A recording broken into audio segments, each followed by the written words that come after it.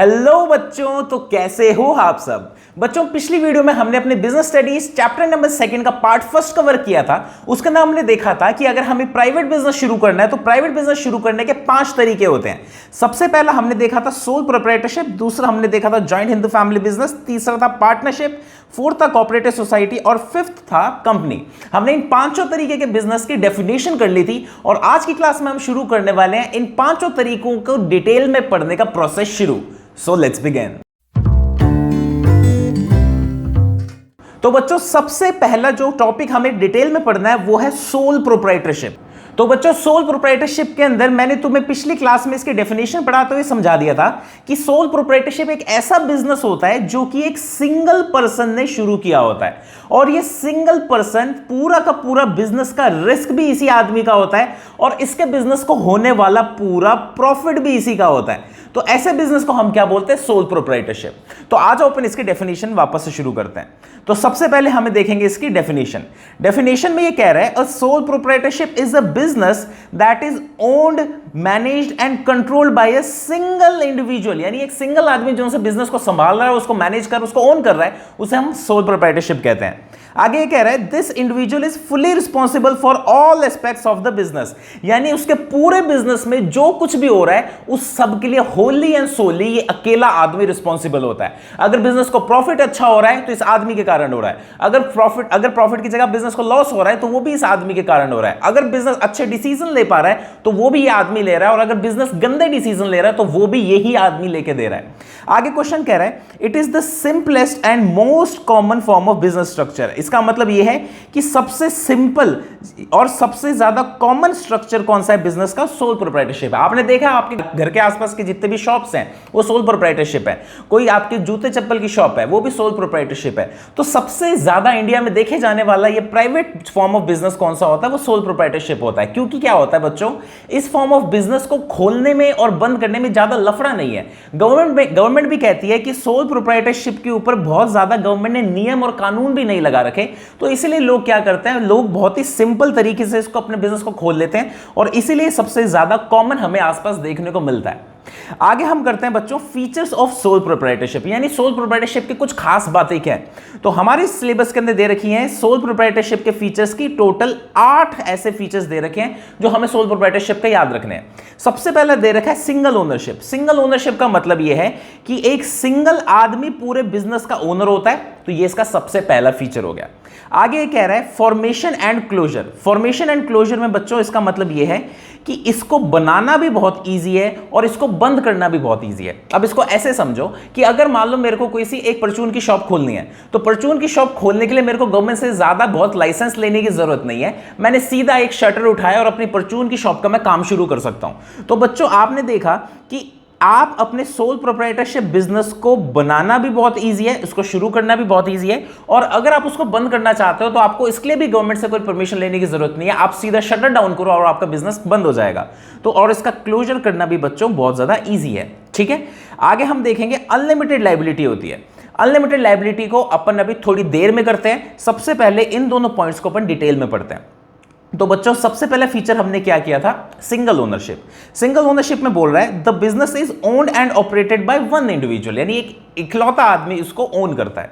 आगे कह रहा है the owner has full control over the business decisions and operations. Single owner है, सारे के सारे डिसीजन वो खुद लेता है और सारे के सारे होने वाले बिजनेस में ऑपरेशंस भी वही देखता है। अब दूसरा अपन देख लेते हैं फॉर्मेशन एंड क्लोजर के बारे में क्या बोल रहा है। The business can be easily formed without legal formalities. Business को खोलना बहुत ज्यादा आसान है क्योंकि कोई भी कानूनी प्रक्रिया बहुत ज्यादा कॉम्प्लिकेटेड इसमें नहीं होती। आगे बोल रहा है similarly the business can be closed whenever the owner desires with minimum legal hurdles. तो बाद में ये बोल रहे हैं कि आपको अपना बिजनेस खत्म करने के लिए भी बहुत ज्यादा माथापच्ची नहीं करनी होती, बहुत ही आसान तरीके से आप अपने बिजनेस को शट डाउन कर सकते हो। किसमें? सोल प्रोप्राइटरशिप में। अब बच्चों, अपन करने वाले इसका तीसरा फीचर अंडरस्टैंड, जो कि है अनलिमिटेड लायबिलिटी। अनलिमिटेड लायबिलिटी को अपन एक एग्जाम्पल से देखते हैं। ठीक है, मान लो ये मैं हूं और ये क्या है? ये मेरी परचून की दुकान है। ठीक है, मैं यहां पे बैठा हूं।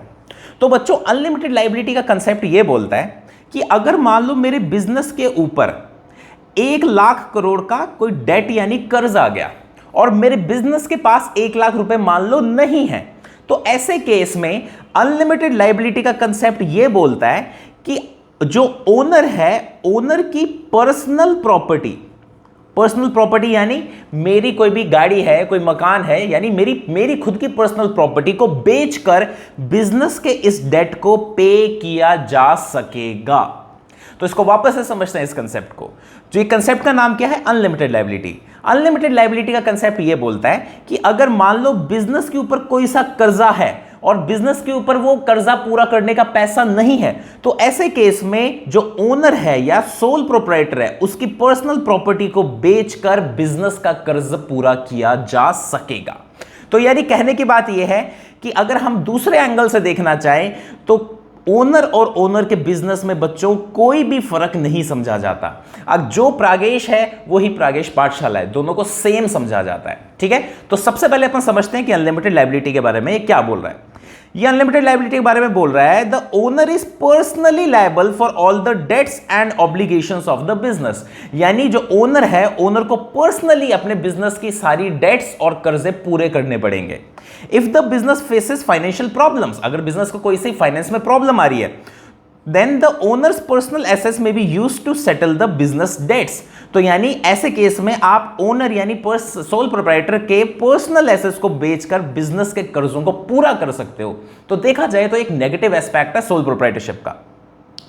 आगे अगला पॉइंट बोल रहा है फीचर नंबर 4। फीचर नंबर 4 में ये बोल रहा है the sole proprietor bears all the risk and gets all the profit. यानी सारा रिस्क किसका होता है? सिंगल बंदे का होता है, और सारा प्रॉफिट किसका होता है? वो भी सिंगल बंदे का होता है। तो आगे ये यही बोल रहा है the owner assumes all the risk involve in the business. सारा रिस्क किसका होता है? सोल प्रोप्राइटर यानी ओनर का होता है।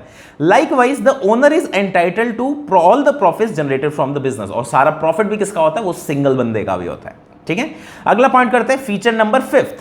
फीचर नंबर 5 में ये कह रहा है one man control. One man control का मतलब ये है कि पूरी डिसीजन मेकिंग एक सिंगल आदमी के हाथ में होती है।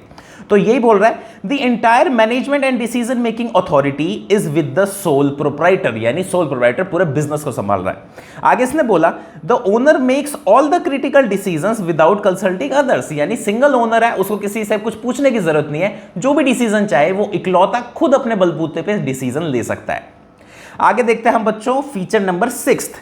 फीचर नंबर 6 में ये बोल रहा है नो सेपरेट लीगल एंटिटी। ये अभी थोड़ी देर पहले मैंने आपको समझाया था, जिससे मैं अनलिमिटेड लायबिलिटी आपको समझा रहा था। दूसरे शब्दों में नो सेपरेट लीगल एंटिटी का मतलब क्या होता है कि जो ओनर है और ओनर का बिजनेस, इसको सेम माना जाता है। ठीक है जी, इसको हम देख लेते हैं आगे। नो सेपरेट लीगल एंटिटी में ये बोल रहा है the business is not considered separate legal entity from the owner. यानी बिजनेस अगर ये है, यहां पे बिजनेस का ओनर है, इन दोनों को आप सेम मानते हो। आपने देखा होगा कि कई बार आपने अगर मान लो किसी शॉप का नाम है अग्रवाल किराना स्टोर, तो आप बोलते हो ना कि यार वो पड़ोसियों की दुकान है, तो आप भी उन दोनों दुकानों के अंदर और बिजनेस के अंदर डिफरेंशिएट नहीं करते। इसी तरीके से कानून भी सोल प्रोप्राइटर और उसके बिजनेस में डिफरेंशिएट नहीं करता, उन दोनों को एक यूनिट, सिंगल यूनिट मानता है। आगे बोल रहा है legally the business and the owner are treated as one entity. तो यानी बिजनेस और बिजनेस का ओनर दोनों एक सिंगल एंटिटी है। बात समझ में आई? किसकी नजरों में? कानून की नजरों में। तो बच्चों अगला हमारा फीचर है लिमिटेड रिसोर्सेज। ये है हमारा फीचर नंबर 7। लिमिटेड रिसोर्सेज के अंदर ये बोलता है ये वाला पॉइंट कि जितना भी पैसा बिजनेस के अंदर आएगा वो सारा पैसा सिर्फ सोल प्रोप्राइटर यानी सिंगल ओनर नहीं दिया होगा। अपन एक एग्जांपल लेते हैं। मान लो कि हमने एक फुटवियर की शॉप खोली, ठीक है, तो और इस फुटवियर की शॉप का कौन है? आप उसके ओनर हो।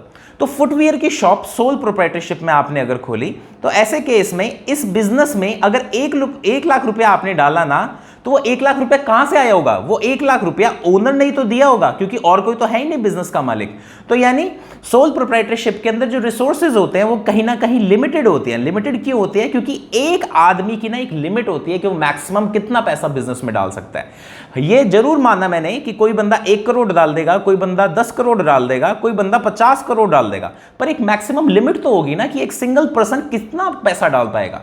तो इसीलिए जो सोल प्रोप्राइटरशिप होती है उसके रिसोर्सेज लिमिटेड होती हैं, क्योंकि एक आदमी की मैक्सिमम एक हद होती है कि वो कितना पैसा डाल पाएगा। तो यही बोल रहा है the financial resources of sole proprietorship are limited to what the owner can provide or borrow. तो यानी एक सोल प्रोप्राइटरशिप में मैक्सिमम टू मैक्सिमम कितना पैसा आ सकता है, जितना कि ओनर के या तो खुद के पास है या फिर वो लोन ले सकता है। दो ही जगह से इसके पास पैसा आ सकता है, तीसरा कोई सोर्स नहीं होता सोल प्रोप्राइटरशिप के पास पैसा लाने का। आगे बोल रहा है this limits the scale of operations. तो यानी इसके कारण प्रॉब्लम क्या होती है, हमारा बिजनेस बहुत ज्यादा ग्रो नहीं कर पाता and the potential growth of the business is halted. यानी हमारा बिजनेस ग्रो नहीं कर पा रहा और मैक्सिमम कितना बड़ा बन पा रहा है उसके ऊपर भी लिमिट आ जाती है। क्यों? क्योंकि हमारे पास पैसे की लिमिट है। तो बच्चों अब हमारा अगला फीचर है फीचर नंबर 8 जिसका नाम है lack of continuity. Lack of continuity में यह बोला गया है कि अगर मान लो बिजनेस का जो ओनर है ये बीमार पड़ जाए या फिर इसकी डेथ हो जाए तो ऐसे केस में बिजनेस को संभालना बहुत मुश्किल हो जाता है। तो यानी जैसे ही बिजनेस के ओनर की डेथ हो जाए या वो बीमार पड़ जाए तो बिजनेस को संभाला नहीं जा सकता। तो ये लिखा गया है the business existence is dependent on the owner. पूरा का पूरा बिजनेस ओनर पे डिपेंडेंट होता है। इफ द ओनर डाइज, या तो ओनर मर गया या ही बिकम्स इनकैपेसिटेड, यानी वो बिजनेस नहीं कर पा रहा। इनकैपेसिटेड का मतलब वो बिजनेस नहीं कर पा रहा। The business may cease to exist. तो यानी चांसेस हैं ऐसे केस में कि बिजनेस अब बंद हो जाए। ठीक है बच्चों, तो वापस से अपन एक बार इसके 8 के 8 पॉइंट्स को एक बार रिवाइज कर लेते हैं, फिर अपन नेक्स्ट टॉपिक पे जाएंगे। हमने किया फीचर्स के अंदर कौन सा फीचर किया, सिंगल ओनरशिप। सिंगल ओनरशिप यानी सिंगल आदमी पूरे बिजनेस को ओन करता है। पॉइंट नंबर 2 देखा हमने कि उसको फॉर्मेशन करना बहुत आसान है, उसको बंद करना भी बहुत आसान है क्योंकि ज्यादा कानून इस पे नहीं लगते। पॉइंट नंबर 3 कह रहा है अनलिमिटेड लायबिलिटी। अनलिमिटेड लायबिलिटी हमने देखा था कि अगर मान लो बिजनेस का ओनर है और ये बिजनेस है और तो बिजनेस के ओनर के पर्सनल एसेट्स, उसके गाड़ी बंगला मकान को बेचकर बिजनेस के कर्ज को पूरा किया जा सकता है। आगे बोल रहा है bears all the risk and gets all the profit. यानी बिजनेस का पूरा रिस्क सिंगल ओनर का होगा और उससे होने वाले बिजनेस से होने वाले प्रॉफिट भी किसका होगा, सिंगल ओनर का होगा। आगे बोल रहे हैं one man control. One man control का मतलब यह है कि सिंगल ओनरशिप के अंदर आदमी को किसी और से कुछ पूछने की जरूरत नहीं है, जो भी वो डिसीजन लेना चाहे वो आराम से ले सकता है, उसको कोई पूछेगा नहीं। आगे बोल रहा है no separate legal entity. No separate legal entity का मतलब यह है कि कानून की नजरों में बिजनेस और बिजनेस का ओनर सेम माने जाते हैं। अगली पॉइंट हमने पढ़ा था लिमिटेड रिसोर्सेज। लिमिटेड रिसोर्सेज में हमने पढ़ा था कि एक सिंगल आदमी की कोई ना कोई हद होती है कि वो मैक्सिमम कितना पैसा बिजनेस में डाल सकता है। तो उस लिमिट के कारण क्या होता है, जो सोल प्रोप्राइटरशिप वाले जो बिजनेस हैं ये बहुत ज्यादा ग्रो नहीं कर पाते। अगला पॉइंट हमने किया था lack of continuity. Lack of continuity के अंदर हमने ये देखा था कि अगर बिजनेस का ओनर या तो बीमार पड़ जाए या ये अगर बिजनेस नहीं कर पाता तो ऐसे केस में बिजनेस जनरली हमने देखा है कि वो बंद हो जाते हैं, वो शट डाउन हो जाते हैं। तो बच्चों ये था हमारे फीचर, ये हमारे 8 फीचर थे। अब हम करने वाले हैं advantages of sole proprietorship firm. तो यानी अगर आप कोई सोल प्रोप्राइटरशिप फर्म खोलोगे तो उसमें क्या क्या फायदे हो सकते हैं वो हम देखेंगे। तो बच्चों इसके अंदर हमें दे रखे हैं टोटल 5 फायदे, हम इसको पढ़ते हैं। सबसे पहला फायदा है quick decision making. Quick decision making यानी आप डिसीजंस बहुत जल्दी ले पाते हो। क्यों? क्योंकि आपको किसी से पूछने की जरूरत नहीं है, आप अकेले डिसीजन लेने वाले हो। ठीक है।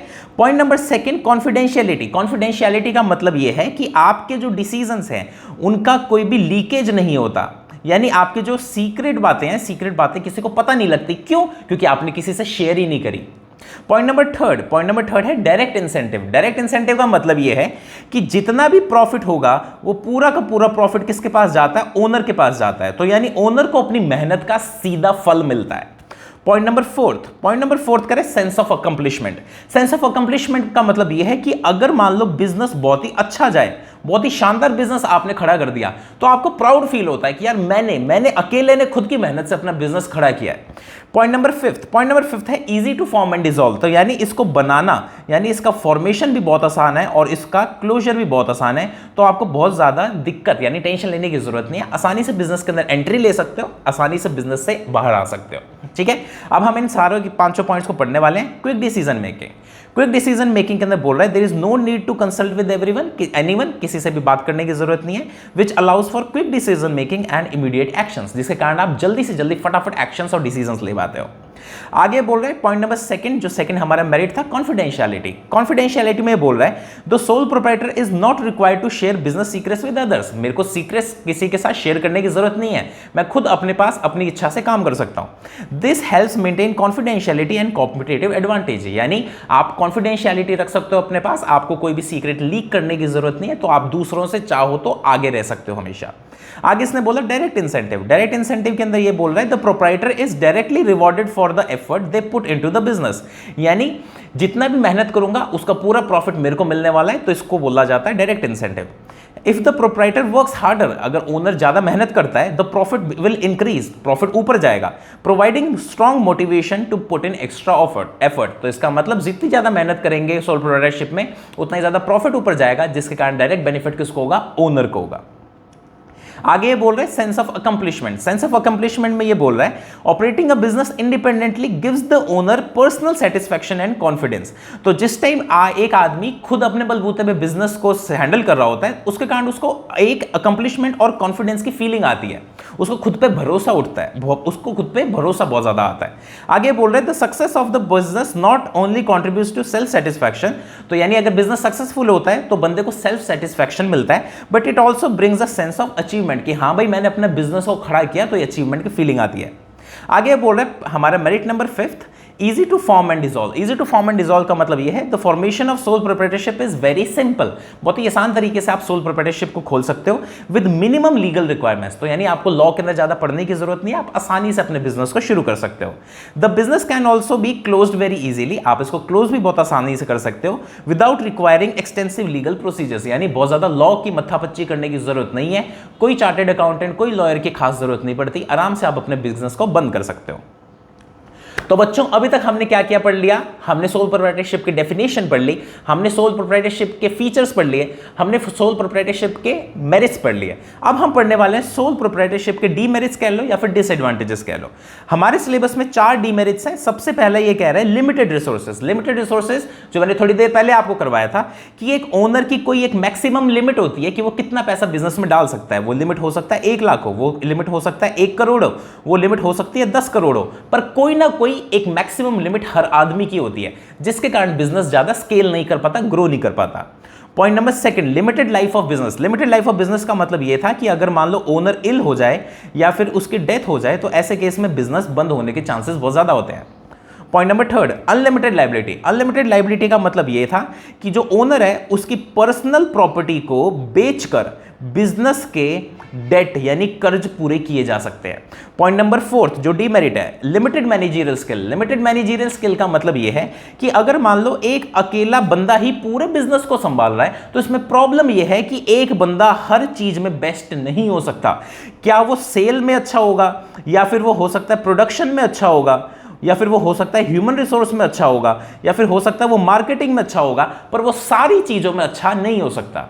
और दूसरी प्रॉब्लम ये है क्योंकि उसके पास पैसे की कमी है लिमिटेड रिसोर्सेज होने के कारण, तो वो बाकी जनों को हायर भी नहीं कर सकता, बहुत ज्यादा टीम भी बड़ी नहीं कर सकता। तो ये 4 हमें मेजर प्रॉब्लम्स पढ़नी है। सबसे पहली प्रॉब्लम है लिमिटेड रिसोर्सेज, जिसमें बोला हुआ है कि फाइनेंशियल रिसोर्सेज सोल प्रोप्राइटरशिप के बहुत ज्यादा कम होते हैं और दिस रिस्ट्रिक्ट्स द ग्रोथ की potential and capital is generally limited, जिसके कारण बिजनेस का ग्रोथ कम हो जाता है। आगे बोल रहा है limited life of business. Limited life of business के अंदर ये बोल रहा है सर्वाइवल और कंटिन्यूटी बिजनेस की एक सिंगल बंदे पे डिपेंडेंट होती है, और अगर प्रोप्राइटर या तो बीमार हो जाए या फिर इंसॉल्वेंट हो जाए या फिर मर जाए तो ऐसे केस में बिजनेस को बंद करने के हालात तक पैदा हो जाते हैं। पॉइंट नंबर 3 जो डिसएडवांटेज है वो है अनलिमिटेड लायबिलिटी। अनलिमिटेड लायबिलिटी में बोल रहा है कि जो प्रोप्राइटर है, प्रोप्राइटर यानी ओनर के पर्सनल एसेट्स यानी गाड़ी बंगला, ओनर का गाड़ी बंगला भी बेचा जा सकता है अपने बिजनेस के कर्ज को पूरा करने के लिए। जो हमारी फोर्थ लिमिटेशन बोल रहा है कि limited managerial skills. Limited managerial skills में कह रहा है कि सोल प्रोप्राइटर को हर चीज की वेरियस नॉलेज नहीं हो सकती, उसको फाइनेंस, मार्केटिंग, ह्यूमन रिसोर्स सारी चीजों में वो एक्सपर्ट नहीं हो सकता। और दूसरी तरफ प्रॉब्लम ये है कि उसके पास इतना ज्यादा पैसा नहीं है कि वो एक एक्सपर्ट को हायर कर ले। तो इसलिए हमने देखा है कि जो भी सोल प्रोप्राइटरशिप के बिजनेस होते हैं उनके अंदर मैनेजमेंट की हमेशा कमी देखी गई है। ठीक है बच्चों, तो हमने आज की क्लास में क्या क्या टॉपिक्स कवर किया वापस से देखते हैं। सबसे पहले हमने डेफिनेशन कवर करी, उसके बाद हमने फीचर्स कवर किए सोल प्रोप्राइटरशिप के, उसके बाद हमने उसके मेरिट्स कवर किए, मेरिट्स कवर करने के बाद हमने डिसएडवांटेजेस कवर किए। हमने चारों टॉपिक सोल प्रोप्राइटरशिप के कवर कर लिए हैं। उम्मीद है आपको सोल प्रोप्राइटरशिप बिल्कुल ढंग से समझ आ गया होगा। अगली क्लास में हम करने वाले हैं हिंदू अनडिवाइडेड फैमिली के टॉपिक को कवर। तो आज की क्लास यहीं पे करते हैं over. Bye bye, next class में मिलते हैं।